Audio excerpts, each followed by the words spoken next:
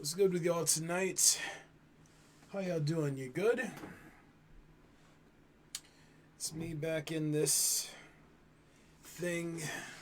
Apparently, I do these every Monday and Wednesday. Supposed to do them at 7. I get here when I'm supposed to, but at least try to stick to the days. Been very busy these days. Very busy. But I'm here nonetheless. You know, when I was working down in Georgia, I worked for this company called DMC. This is after I got out of the restaurant industry, right? And DMC, they were a marketing company. They sold office supplies. But they were located in this office building, right? And in this office building, or in the lot of this office building, there was this huge wading pond. And it's Georgia, so you had all these beautiful ducks.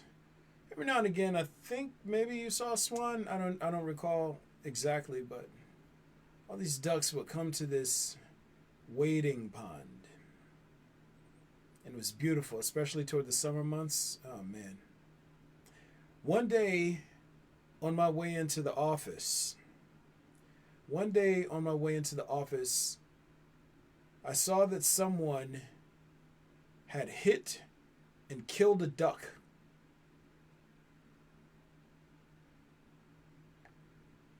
They killed a duck. Now, granted, the ducks would walk in the road sometimes and they would waddle kind of slow.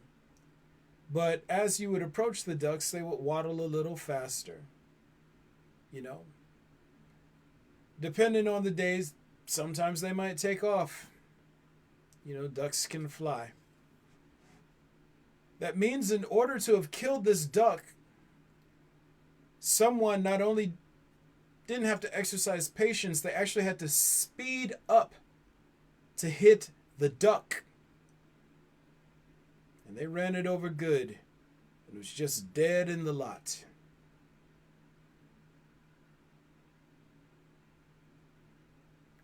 Someone killed something for their amusement and satisfaction. Now, if you were to isolate the culprit, the one who killed the duck, and ask them, why did you kill the duck? They would have come up with any number of excuses. Oh, I didn't see it. Oh, I was just rushing into the office. It flew right in front of me. They will always find a reason to justify why they used something as an instrument to transfer their rage into. That brings us to the subject of aggression. You hear me repeat this often. Narcissism, competition, and aggression, they're triune. They are the gateway through which corruption enters the soul. They're how Satan takes possession of the human host. You saw it sort of symbolized in the Matrix series, where you see a bum in the subway looking at people perform above the level of the system. What was it? What was that trigger that made them become an agent of the system? Envy. How dare you be able to do things that I can't? All of a sudden, the system, corruption, Satan, or whatever you call it, it inhabits the person and uses them to strike at whoever performs above the limits of the system.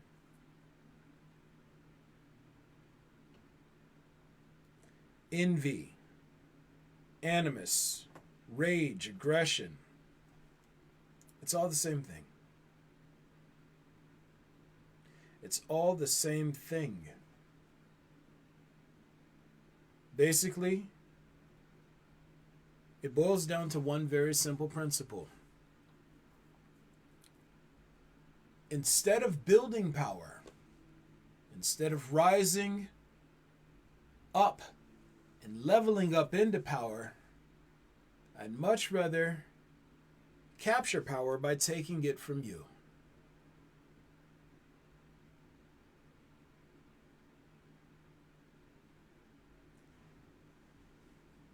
You remember when you were a kid? You remember that one kid who loved to stomp on bugs and burn ants with a magnifying glass? That powerless little shit who found a sense of purpose in making things suffer for his amusement and satisfaction. You remember that kid, don't you? Some of you were that kid. Hopefully you outgrew it. But what made that kid hurt puppies and cats? What made the kid want to injure things for their own amusement and satisfaction? Corruption was finding its way into their small soul.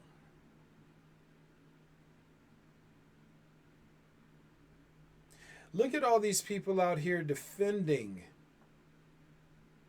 these murderers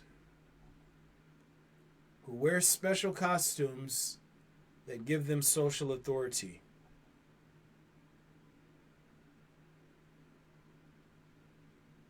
For the record, everybody involved in that, from the sympathizer side to the actual agent of corruption side, y'all are in for a world of hurt. I swear to God,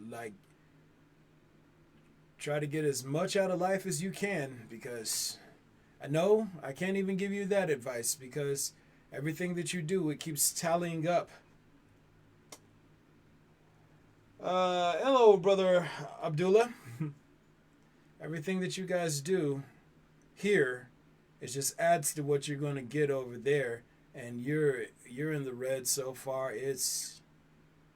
I shudder to even try to explain it to you, but it goes to the point of this video.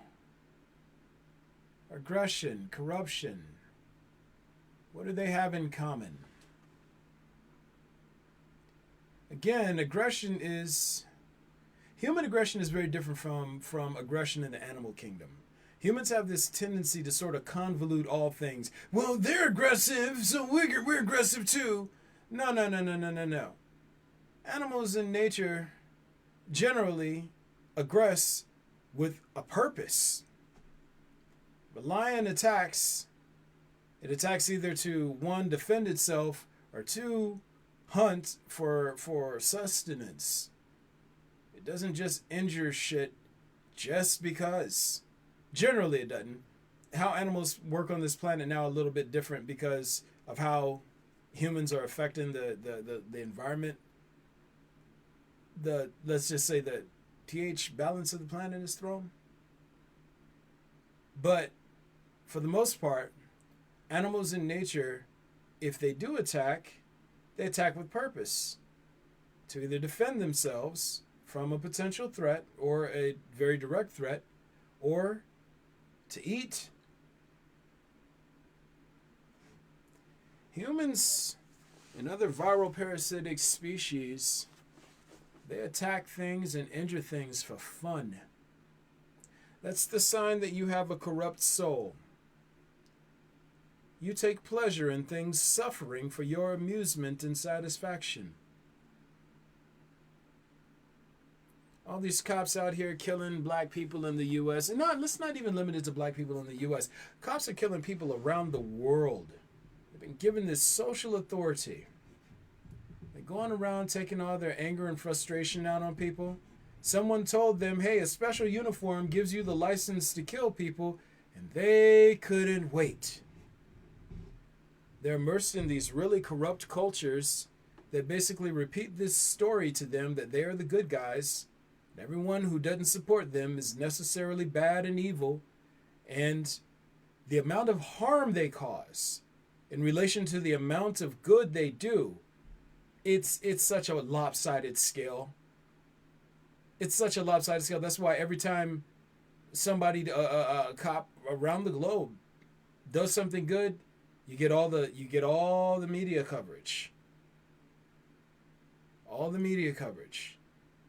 Offset that imbalance. Some people just want to hurt things. And if you give them special power to, they'll figure out reasons and ways to justify hurting things for their own amusement and satisfaction.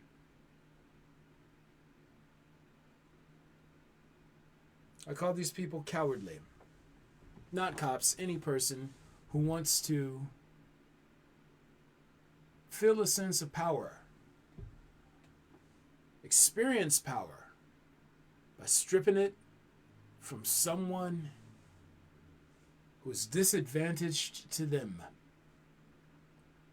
The same principle applies to a pedophile, it applies to a rapist, an abuser, it applies to some person at the top of society unilaterally aggressing against the lower classes. It's across the board.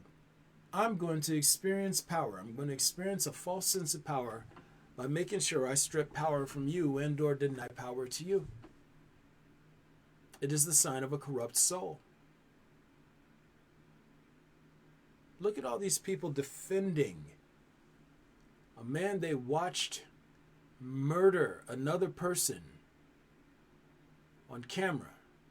Now, I wasn't there to witness the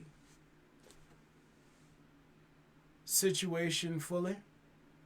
I don't even know if these are two actors and this is all one big charade towards polarizing the masses. I can't say. But from what your eyes can witness on that video, it tells you where your soul is.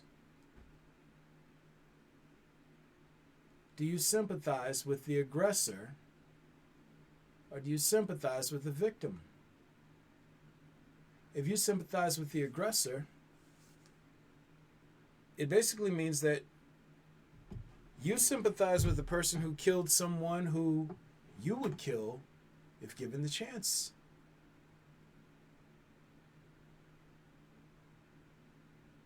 You wish it was you, or at the very least, wouldn't do anything to stop it because you want that person or people who remind you of that person to suffer and die for your amusement and satisfaction. It's the sign of a corrupt soul. A thing that needs to not exist.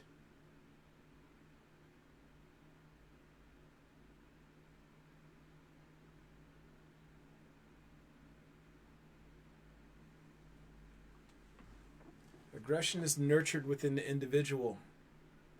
When you hang around corrupt cultures, and you hang around sources that continually feed you these toxic narratives wherein it's you against the world, and you're justified in taking your anger and frustrations out on others, and that you're the good guy for making others hurt for your group.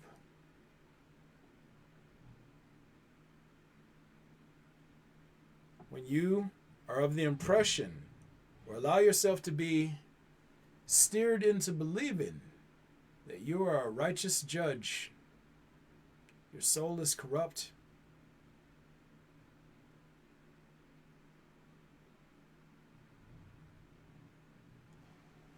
These people want to punish people for their amusement and satisfaction. But you know what? First of all, let's talk about this whole concept of conservative.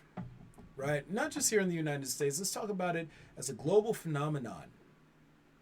A bunch of cowardly ideologues take upon themselves the moral authority to judge and punish others and then fight for political power to the tune of having the opportunity to unilaterally aggress against those they train themselves to hold contempt for. Nobody ever told you to be a thug for Jesus. Nobody ever told you to be a bully or a vigilante for God. That's some shit y'all came up with and agreed to all on your own.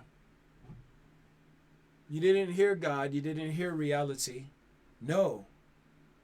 The only thing you saw was you and your desire to feel powerful and important as compared to others.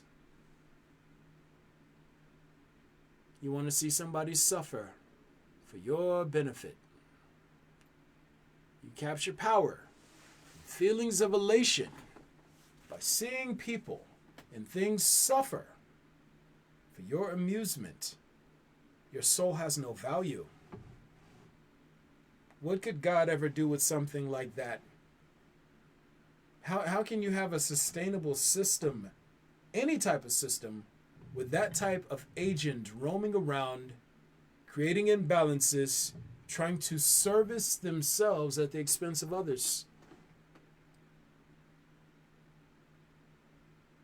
It is the soul of the aggressor parasite. You know how awful you have to be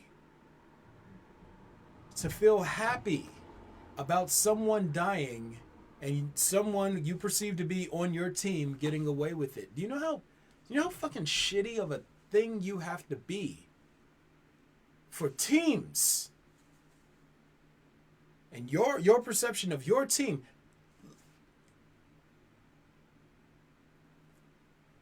You overlook imbalance.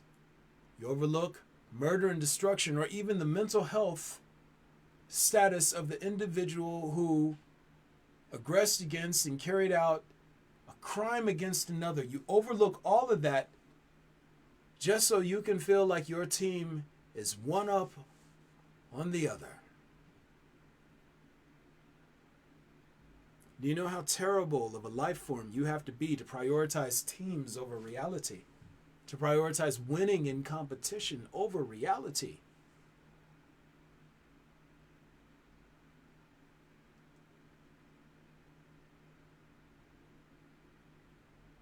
This is going to play out very badly for many of you.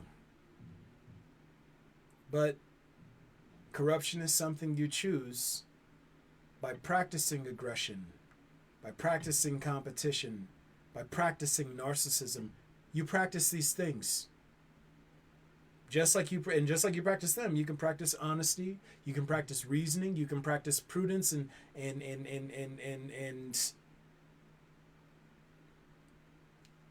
being non-reactive, patience.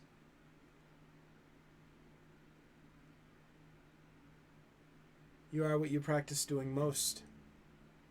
And if you're in the habit of aggressing, then you're going to aggress. If you're in the habit of viewing yourself as being superior to others, then you're going to see yourself as superior to others, and that's going to give you license to aggress. When you're in the habit of seeing yourself as being superior to others, you're going to fight to preserve your status beliefs, and in so you're going to be competing, and the more competitive you become is the more you're going to aggress. Again, it's all triune. It's all linked together. It's mechanical. These are not arbitrary assessments I'm making. This is how it works.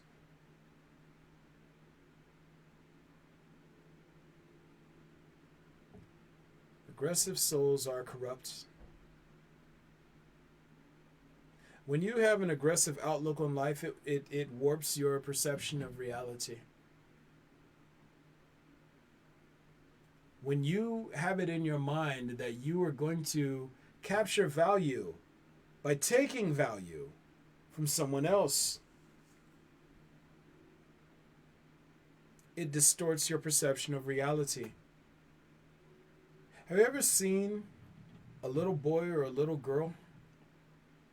Now, in your mind, like if you're a healthy-minded adult, you'd see something that is clearly not meant for procreation. You see something that is clearly not meant to be sexualized in any way, shape, or form.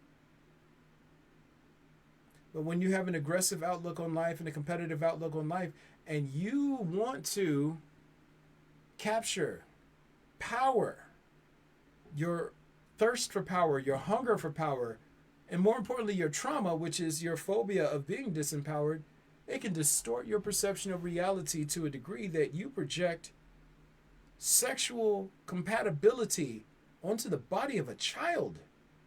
That's what a pedophile is. It's a person who is afraid of being disempowered, so their lust for power ultimately results in them sexualizing something that simply isn't meant for procreation purposes. I was talking to my buddy the other day. We're talking about young girls, right? And and I'm just going to be candid here. You can look at a woman, you can look at a young girl or a woman, and you can tell when her body is ready for those things. And I wouldn't even put it at like 16. Like, you can look at the shoulder set, you can look at the spinal alignment, the hip set. Like, you can catch the pheromones on the air when a woman's body reaches maturity. And I'm not talking about when they're budding. It's kind of like looking at fresh fruit. When you see a mango on the tree, it's like hard, it's like all green. You know that that's not necessarily ready for consumption. You see one up there that has all the red, that's red and has spots on it, and oh, that's delicious. You know when something is ripe. But in idealism, your mind can distort things, especially when or if what is steering you towards the thing you're projecting desire onto is not procreation, but instead capturing power from something. I always wondered why somebody would ever think to even try having sex with a chicken or a donkey. Because people do that for some reason, and sheep and whatnot. It's something that they can unilaterally take their shit out on.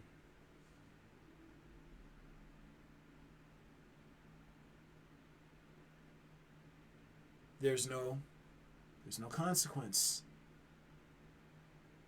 They're more attracted to the idea of capturing power from something, more attracted to the idea of unilaterally acting against something than they are with the actual orgasm itself. The orgasm is the icing on the cake. It's kind of like a rapist. Rapist, they're not in it necessarily for the orgasm. The orgasm is enhanced by, or better yet, the orgasm is just icing on the cake for them actually doing what they want to do, which is strip power away from somebody else so as to enhance their own feeling of power.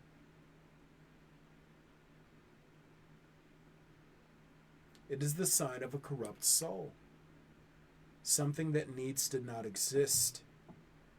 Something that reality is about to purge from existence with extreme prejudice. Look at all these people justifying. And I'm talking about here in the United States, but people do the same type of shit around the globe. In order for there to ever be any sort of tyranny, you first need a bunch of cowardly ideologues, a bunch of aggressive assholes who are just itching to take their shit out on somebody. Then all you have to do is radicalize them, point them in a direction, and these aggressive parasites will clear the path for you. Radicalize them, point them at something, and let them go to work, taking their shit out on people and things.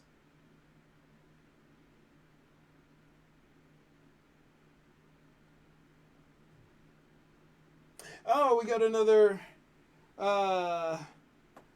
commenter. We have Azama. Hey, that's a cool name, Brother Azama. How you doing today, man? Good to see you. Uh, yeah. This is what it is, guys. If you have a corrupt soul, you are full of aggression.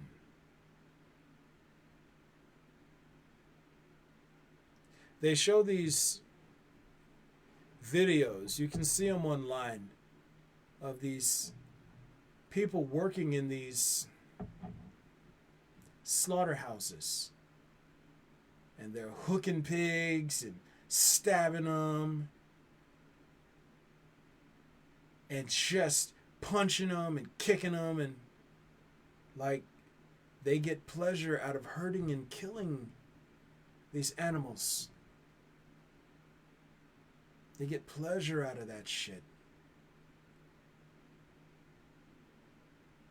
In the same way you saw people very much like them smiling for pictures and standing there and patting each other on the back after hanging and burning black people in the South.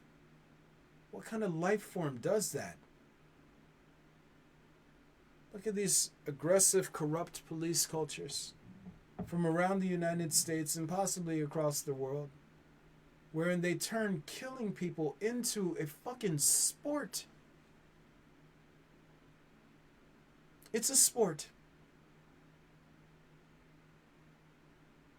They laugh at it. They train themselves to be at the ready for opportunities to justifiably murder people they train themselves to hold contempt for. Same thing happens in the higher tiers of society where people train themselves to figure out ways to withhold resources from the masses that they train themselves to hold contempt for. It's chosen. You practice it. Something, and I'm not going to say something, the entity, corruption, it finds its way into your heart. And it says, only you are good. Only you deserve to take your shit out on other people. You're the righteous judge. You're the righteous judge, and you deserve the power, and they don't. This is the stuff that Satan whispers into the minds and hearts of its minions. You're the righteous judge. It goes back to allegory of Adam and Eve in the Garden of Eden. If you eat from this tree, or better yet, if God knows that if you eat from this tree, in that day you will become as God, knowing good and bad, right from wrong. The tree of knowledge. I'm not even worried about the tree of knowledge. I'm wondering what did this serpent that allegedly beguiled Eve, what did it tell her? You can be a righteous judge too.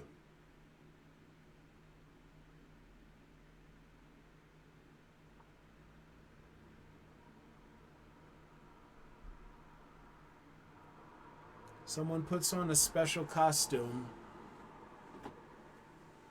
and they murder people. And somehow the story is spun that they're a hero for murdering people who were defenseless.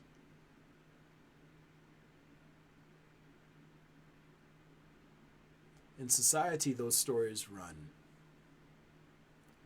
But society is based in idealism. In reality, those stories hold no value whatsoever. You're a murderer, you're a murderer. It doesn't matter what you're wearing. It doesn't matter who tells you you're allowed to do it. If you're a murderer, you're a murderer. There are things to answer to for those actions. There's one thing specifically to answer to, but several things beneath it that do its bidding. You are not a thug for God. You are not a thug for God. God never asked for thugs. God never told anybody that he needed a gang of vigilantes rolling for him. And the irony is, anyone who would take upon themselves the authority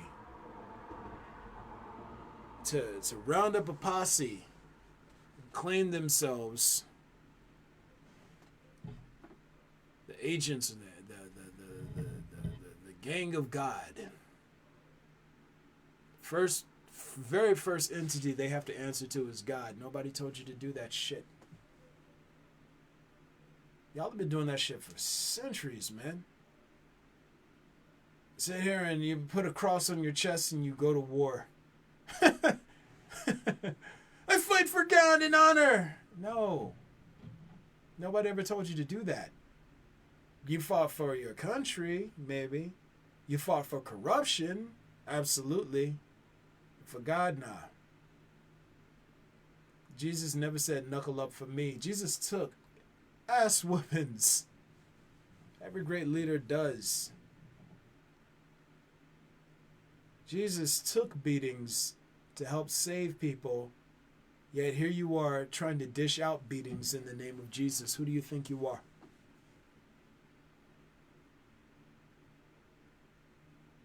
You know none of this is free, right? None of this is free. Who told you you were a thug for God?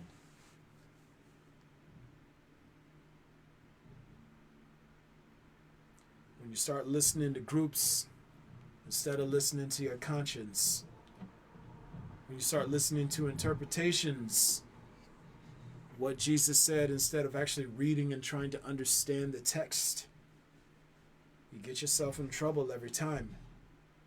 And you follow the crowd and you let mob aggress steer your thinking and your behavior instead of being synced up with the world around you and the impact you're making on it. You get yourself in trouble every time.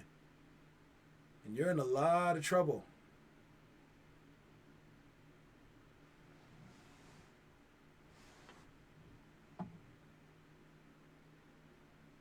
Nobody ever told you you were a thug for God.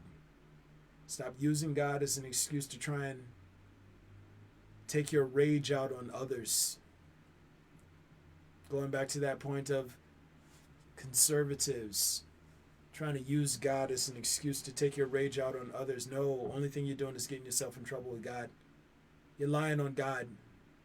You're lying on God for you because you're too lazy to learn how to manage your shit. You're too proud to stand down, figure out how to get it together inside instead of trying to control everybody outside of yourself.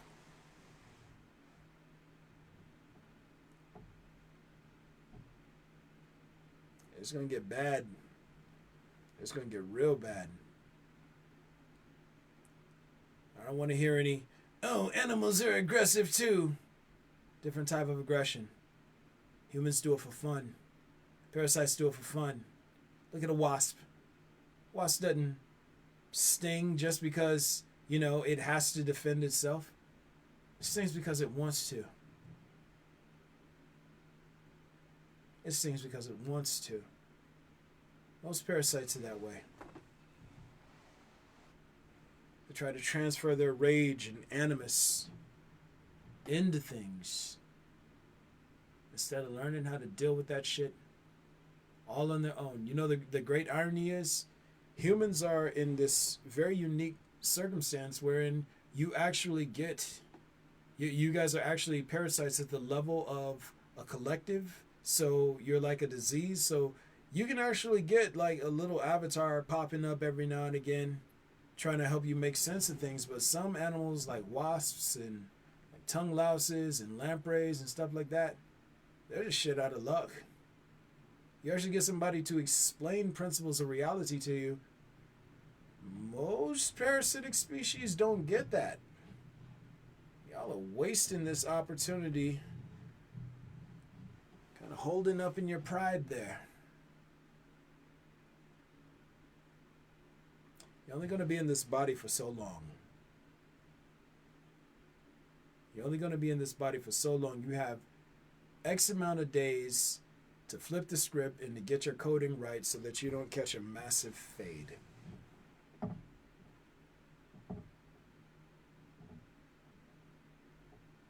And those days are also very much limited by into how long I'm going to be in this body. At least so far as I can tell. Again, I'm just describing what I see. We'll see how it goes. Maybe I'm wrong. It's not looking that way, though. Not looking that way at all. But who knows? Maybe I overstepped. Here's hoping for you. Your aggression. Practice being aggressive. You practice it. You practice being narcissistic. You practice being competitive. So there are no excuses. There are no excuses. You know why I go out of my way? Even on days I don't feel like it, like today when I'm dead tired, to try and reach out to you all and explain what's going on. There are two reasons. One, I genuinely do care about you, but beyond that, when all is said and done, I don't want to hear any excuses. There will be no excuses. You won't be able to be like, oh, he was inaccessible. Nah. Oh, I didn't understand what he said. It was too complex. Nah, you can understand me just fine. I want it to be so that when everything is said and done, the only thing that stands in the way of you and you changing your stars is your own pride.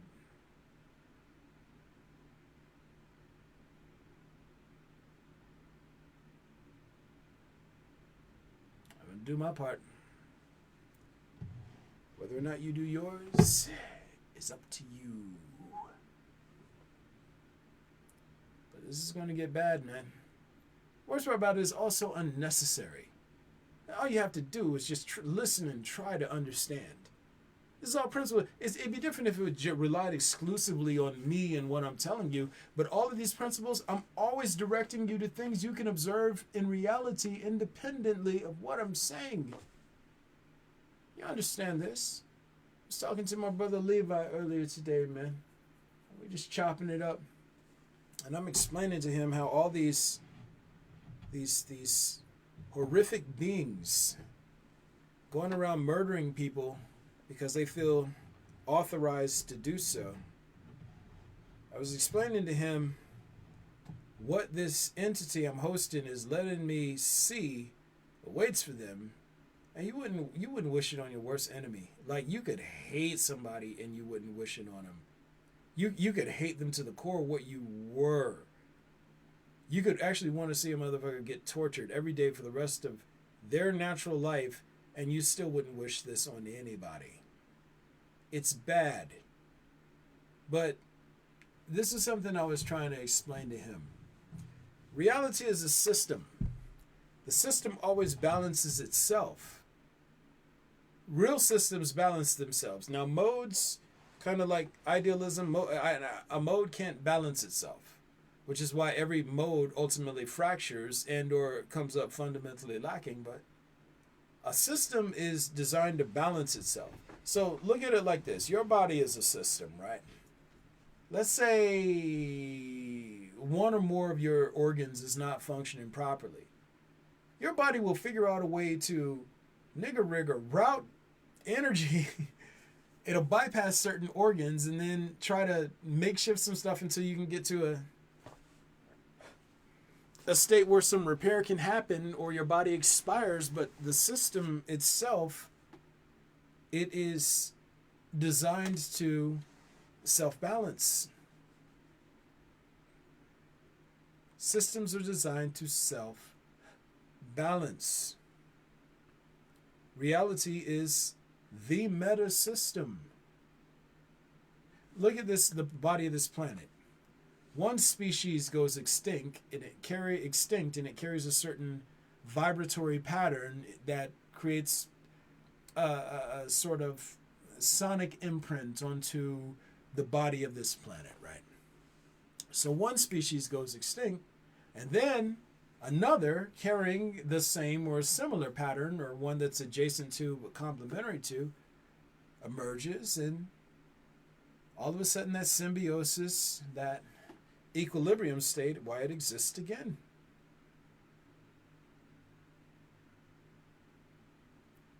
Nature balances itself out. The reason why I mention that is because reality, being a meta system, it always balances itself out. Do you honestly think you can make a ton of messes on this side of existence and then just be out and be like, you're done? Do you honestly think that's how it works? Everything in reality balances itself. And in that point, every impact you make onto reality must be balanced out by an impact reality makes onto you. This is math at this point. It's not even hard to grasp. You splash water, water dissipates, comes right back to where it was. It's on your hand, it drips off, it dries, but it hits the air, turns into molecules or steam or whatever, moisture in the air. Then all of a sudden it condenses again and boom. There you have water again. It's consumed, goes out in the form of urine, out in the form of sweat, perspiration. Water stays. It balances itself out. What makes you think that you can impact onto a meta system and just walk away scot-free? I mean, it's not hard math. What makes you think that that's even a thing?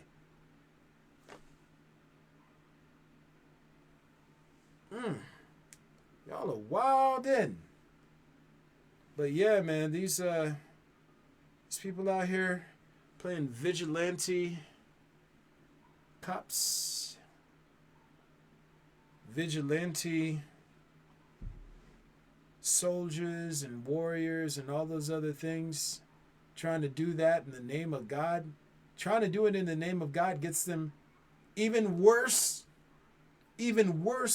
consequences than they're already going to face.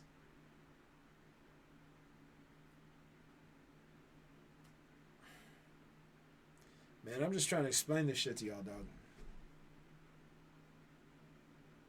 Like, that's all I'm trying to do is explain how I see the system working. Test it against your best discovery. I guarantee you I'm going to come out on top every time. Not sometimes, not half the time, every time.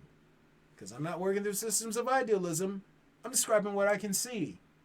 If I'm describing what I can see, I can look at what you present or what you produce, and I can compare what you produce to what I see, which I have done on pretty much every occasion, and what I see in terms of consistency has come out on top 10,000 out of 10,000 times.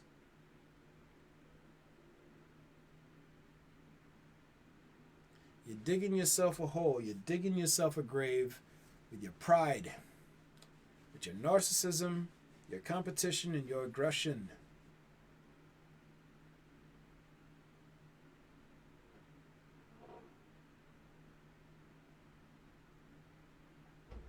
Any God that would tell you you deserve to live and benefit at the expense of others is a parasite. And if you worship a parasite, you necessarily worship corruption. It's not up for debate. There are no two ways to cut it. There is no perceptual skew or interpretation or subjectivity to it. It is absolute. If you seek to live and benefit at the expense of others, you're corrupt. And to the point of the video, living aggressively and looking to unilaterally transfer your rage into others for your amusement and satisfaction and or for a sense of release, it necessarily indicates that you have a corrupt soul. You have something that needs not to be in existence and that needs to be destroyed, and removed from existence with extreme prejudice.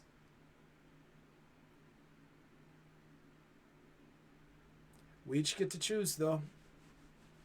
We each get to choose. Which master will you serve? You're going to sync up with reality? Start working on that inner rage instead of trying to look for people and things to release that shit into? Or are you going to go the path of corruption and double down on your entitlement and on your feelings of assuredness in your quest to release your anger and frustration into other people and things? Ironically, as late in the game as it is right now, it's still not too late to at least start doing some good to reverse this shit. Like, you can start minimizing the amount of ass whooping you're going to take if you get to work now.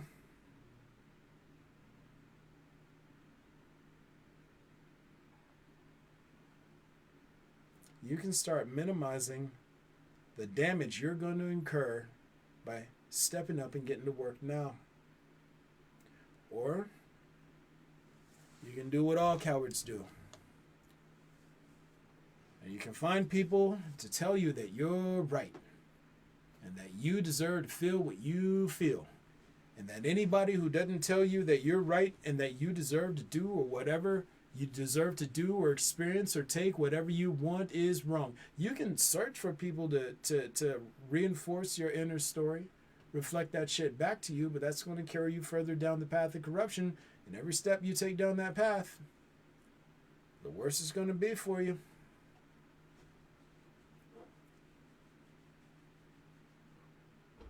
I'm saying this all very matter-of-factly.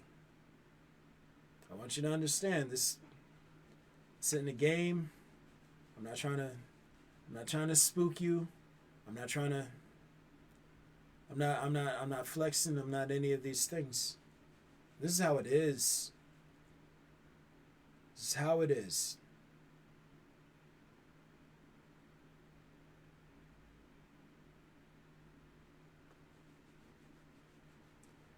Yeah, man. Here we are.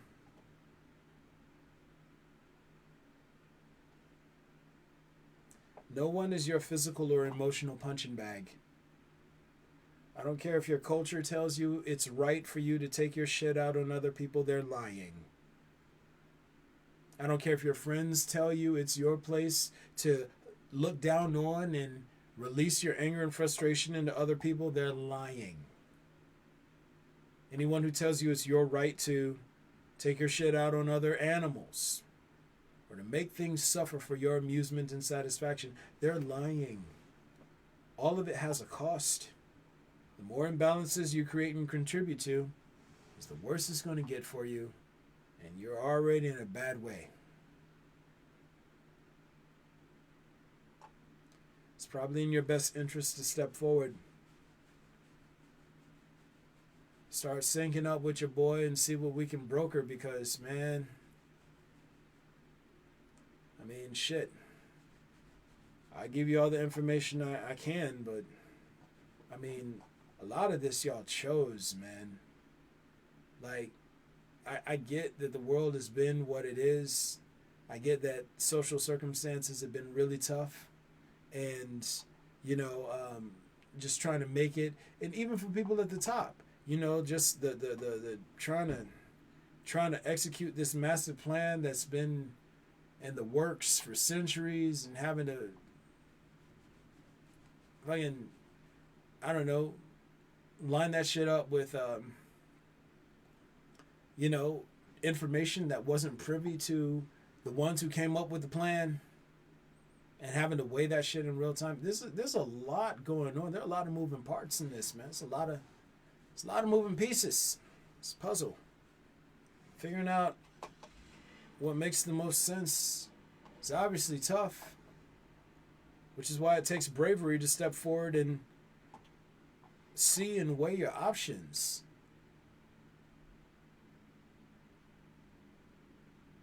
It's easy to keep doing what you've always done. It's easy to want the payoff after the long flex. I get it. I've been in the friend zone too many times where some chick, by too many times, probably possibly two, I don't know, two, three, something. Some chick has it where, if you just good and you just work the plan, then maybe you get some trim on the back end and you're horny. That's what it's like working this little plan of yours from the top of society. You're like, yeah, man, but you don't understand. We put in so much work. It looks like all signs are pointing to yes. All signs are pointing to yes. Not in this situation, buddy. This one only ends badly. For many of you, it's a question of how badly.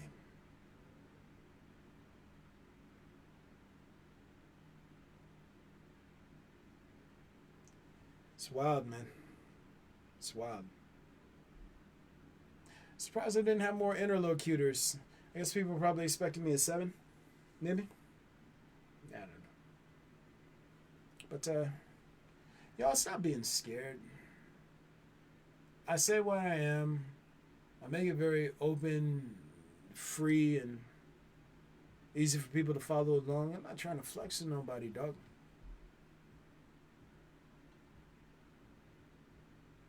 I explain things to the best of my ability.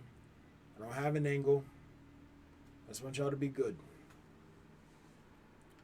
As best you can. And again, I'm well aware of the fact that we were all born into a shitty circumstance, man. This is a shit circumstance to be born into.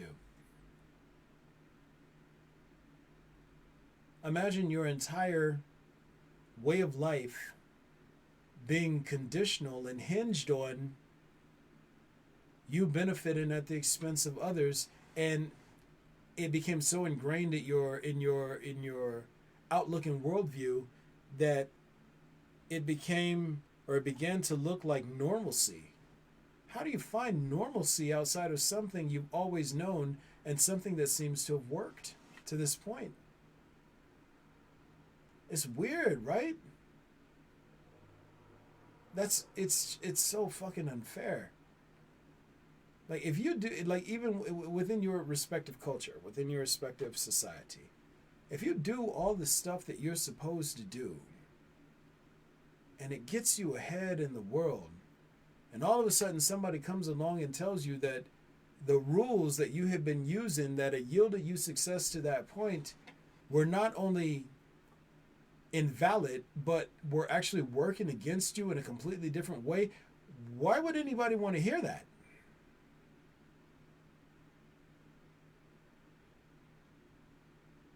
It's so unfair. All of this is so unfair. Because if you're just being good within the context of your social sphere, and that puts you in a situation of advantage, and you followed all the rules and you colored inside the lines, and somebody just shows up and tells you, "Hey, man, that ain't it." I don't know any circumstance where a person wouldn't be like, "What do you mean it's not it? Look at this and that and that and that and that." It necessarily threatens their livelihood. It's a weird ass circumstance to be in, man. It's weird. It's very unfair. Very unfair.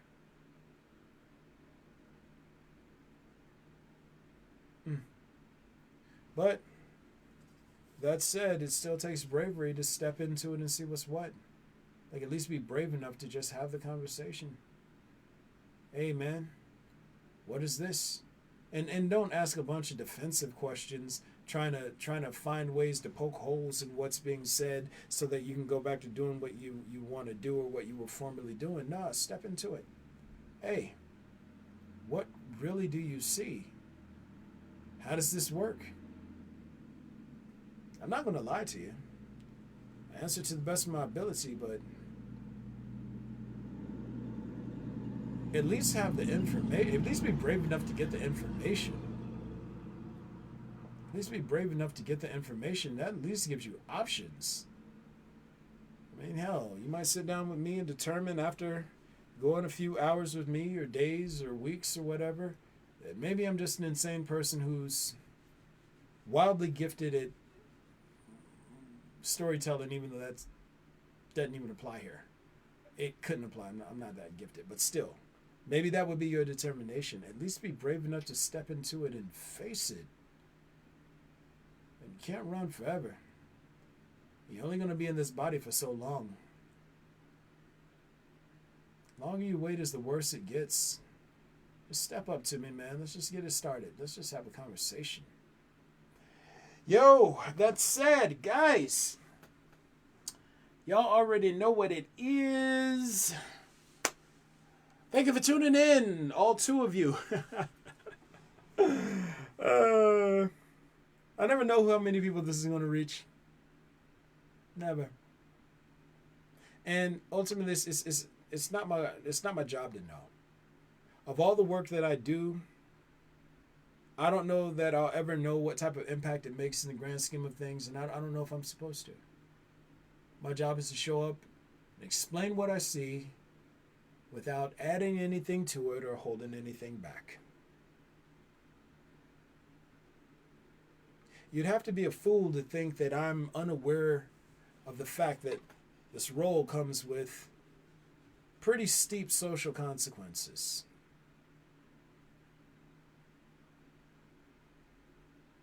Pretty steep social consequences. But it has to be done. It has to be done. If you know anything about me, then you know that even if something is difficult and it needs to be done, I'm going to do it. If it has to be done, I'll do it. Guys, you can check me out on Facebook Live, which this is currently being shot on. You can also follow me on Instagram at Avatar Cycle XIII. That's Avatar Cycle 13. Also, I fly all of these over to my YouTube channel. So you can check out all these podcasts and, you scroll through, see if, make some points that you can use or double back to at some point in the future. Also, I post content to Medium, and I need to re-up on the articles there. I have so much stuff. I've been so busy lately, I haven't done a lot of writing. So the podcast is actually, it's not bad. Oh yeah, and I always shoot these from the hip. So none of this is rehearsed. I'm just letting the spirit work through me. If you guys get any sort of benefit out of what I do and you appreciate it and you want to help me reach a larger audience, you can always join the Patreon family at Avatar Cycle XIII. That's Avatar Cycle 13.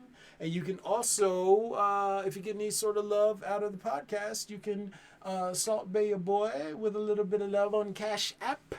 You can hit me at Donnie Kang. That's DonnieKang. I don't know why I just have to think to spell that, but yeah.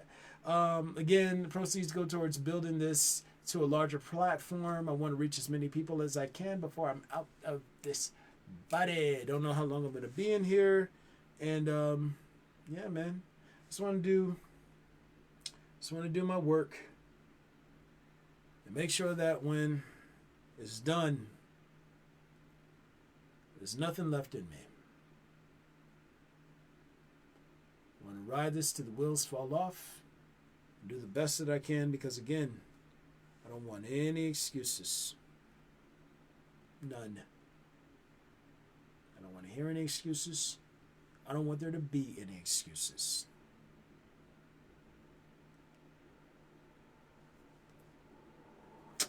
Last night I was hanging out with my homeboys, man. My homeboys. Good brothers, Tyrone, Parker, Mike Jones, and whatnot. I forget the other brother who was there. He was new. He was new. But yeah, man, I was out of sorts. I was feeling down. And, I thought about it, and I had to actually sort of dwell on it. Why was I feeling out of sorts? I always feel like a stranger among people. You know what I'm saying? Like, could you imagine being like, it being like the angel of death, and you're sitting there and trying to have drinks and camaraderie, but there's always that mantle hanging over your head. You're kind of like, wow, this is heavy.